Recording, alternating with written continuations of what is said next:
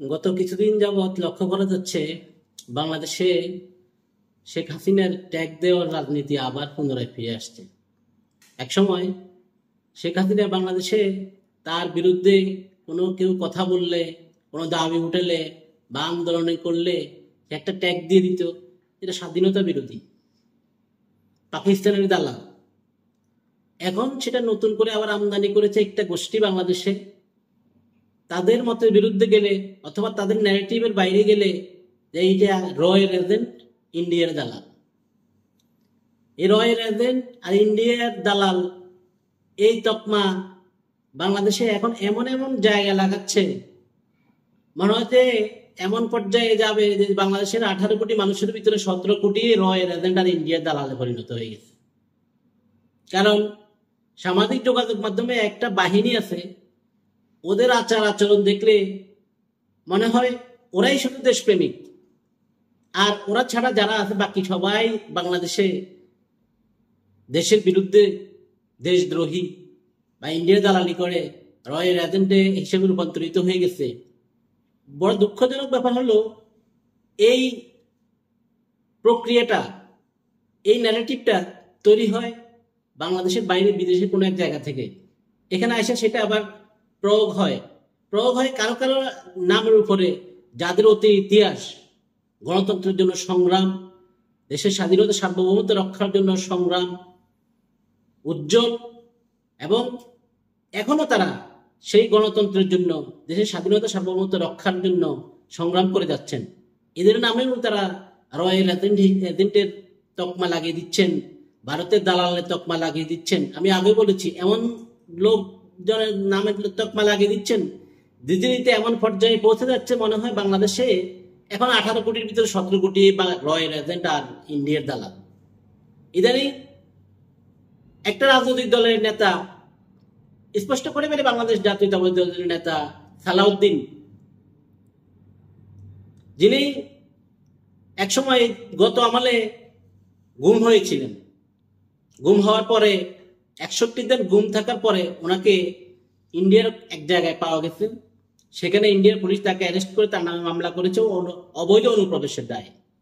সেখানে মামলার সকল প্রসিডিউর শেষ করে মামলা থেকে উনি খালাস পেয়ে শেষ পর্যন্ত পরবর্তী পরিস্থিতিতে দেশে চলে আসছেন। এই সালাউদ্দিন আহমেদ বাংলাদেশ জাতীয়তাবাদী দলের যখন একটি বিশেষ মুহূর্ত ছিল, বাংলাদেশে তৎকালীন ফ্যাসিজমের একটা কঠিন একটা পরিস্থিতি অতিবাহিত করতেছিল, তখন বাংলাদেশে জাতীয়তাবাদী দলের ম্যাক্সিমাম নেতা, হয়তো কেউ জেলে ছিল, কেউ আত্মগোপনে ছিল, বাংলাদেশের সেই জাতীয়তাবাদী দলের মুখপাত্র হিসেবে সাংবাদিকদেরকে দেশের জাতির উদ্দেশ্যে কিছু বলার মতো কেন্দ্রীয় নেতাদের মধ্যে লোক খুঁজে পাওয়া যাচ্ছিল না। এমন সময়ে অনেক নেতা অ্যারেস্ট হওয়ার পরে বাংলাদেশ জাতীয়তাবাদী দলের মুখপাত্র হিসেবে উনি কিছুদিন যখন ব্রিফ করা আরম্ভ করলো, তখন বাংলাদেশের আইন শৃঙ্খলা বাহিনী ওনাকে ওইখান থেকে গ্রেপ্তার করে নিয়ে আসে, কিন্তু কোনো জায়গায় ওনাকে বাংলাদেশের আইনের কোনো পর্যায়ে বা কোনো জায়গায় হস্তান্তর না করে গুম হয়ে যান। বাংলাদেশে তখন গুম খুনের একটা অব্যাহত পরিস্থিতি ছিল, যার আগে অনেকে গুম হয়েছে, অনেকে লাশও পাওয়া যায়নি। তার গুম হওয়ার সাথে সাথেই তার স্ত্রী বিভিন্ন মাধ্যমে জোরালোভাবে এটার প্রতিবাদ আরম্ভ করে। দেশে বিদেশে জাতীয়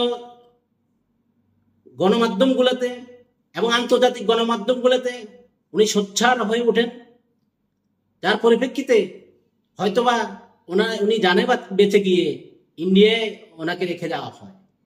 এখন এই ন্যারেটিভ তৈরি করা হচ্ছে যে উনি নাকি ইন্ডিয়ায় থাকা অবস্থায় আর রয়ের সাথে আপোষ রফা করে ওখানে ছিলেন, সেই রয়ের এজেন্ডা বাস্তবায়ন করার জন্য এখানে আসছেন। কি হাস্যকর একটা জিনিস! অথচ এই সালাউদ্দিন আহমেদ গণতন্ত্রের জন্য তার কি প্রচেষ্টা আছে, কি শ্রমঘাম আছে, কি মেধা উনি এখানে লাগিয়েছেন, এটা ওনার এলাকায়। এই আমার ভিডিও যদি কেউ দেখে থাকেন, ওনারা জানেন, ওনারা বলতে পারবেন যে ওনার একটা জনপ্রিয়তা দেখে বুঝতে পারবেন যে উনি বাংলাদেশের মানুষের জন্য, আপামর জনসাধারণের জন্য কতটুকু নিবেদিত প্রাণ।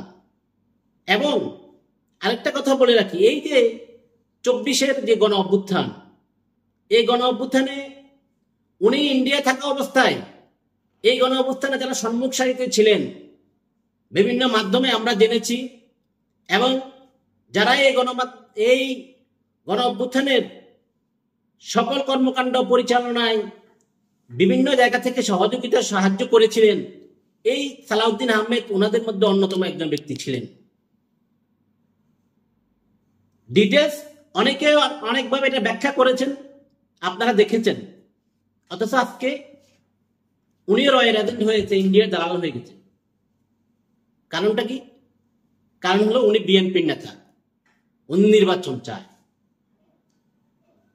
এখন নির্বাচন চাওয়া কি অপরাধ? উনি তো একটা গণতান্ত্রিক রাষ্ট্রে একটা গণতান্ত্রিক দলের নেতা। গণতন্ত্রের জন্য নির্বাচনের বিকল্প আর কি আছে? এরকম ট্যাগ লাগানো রাজনীতি দিয়ে কি গণতন্ত্র প্রতিষ্ঠা করানো যায়? এই ট্যাগ লাগানো রাজনীতি দিয়ে তো হাসিনা ফ্যাসিস্ট হয়েছিল, শেষ পরিণতি তার কি হয়েছিল আপনারা জানেন।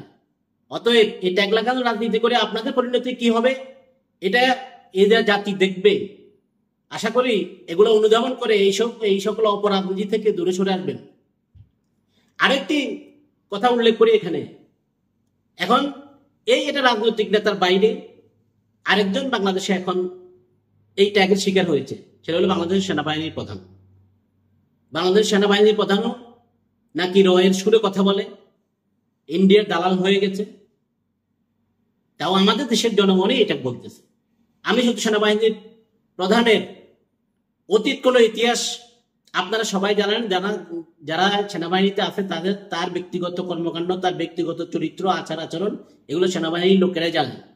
আমরা যতগুলো দৃশ্যমান দেখেছিলাম 5ই আগস্টের পরে, 5ই আগস্ট যখন আমাদের দেশের গণ অভ্যুত্থানের পরে সেই ফ্যাসিস্ট সরকার যখন পালিয়ে যায়, তখন আমরা পুরোপুরি সরকারবিহীন, প্রশাসনবিহীন, অভিভাবকবিহীন হয়ে গিয়েছিলাম। দেশে একটা অরাজক অবস্থা, অসম্ভব আইন শৃঙ্খলার অবনতি, কোথায় কি হচ্ছে কি হবে। মানুষ একদিকে প্যাসিজমের পতন হয়েছে এই জন্য আনন্দের ভিতরে ছিল, আবার অজানা আতঙ্কিত ছিল যে কি হয়, কোথায় কি হয়। কারণ কোথাও আইনের শাসন নেই, কোথাও আইনের ব্যবস্থা নেই, কারণ পুলিশ প্রশাসন একেবারে বিলুপ্ত, কোথাও তাদেরকে কোনো ফাংশন করতে দেখা যাচ্ছিল না। ঠিক সে সময় এই সেনাবাহিনীর প্রধান এসে জাতির উদ্দেশ্যে ভাষণ দিয়ে বলেছিলেন, আমি দায়িত্বভার গ্রহণ করলাম, আপনারা দুশ্চিন্তা করবেন না, এদেশে আপনারা শান্ত থাকুন, দেশের শান্তি শৃঙ্খলা বজায় রাখুন, আমি বাংলাদেশের গণতান্ত্রিক ধারা অব্যাহত রাখার জন্য সকলের সহযোগিতা নিয়ে একটা ব্যবস্থা করে দিব, আপনারা শান্ত থাকুন। ঠিক উনি ওনার কথার সাথে কাজের মিল এনেছিলেন কিনা যারা আজকে এই ট্যাগ লাগাচ্ছেন তারাও তো জানেন। উনি তো সকলকে একত্রিত করে, রাজনৈতিক নেতাদেরকে, সকল স্টেক হোল্ডারদেরকে একত্রিত করে, গণ অভ্যুত্থানের সকল শক্তিকে একত্রিত করে, সবার সাথে আলোচনা করে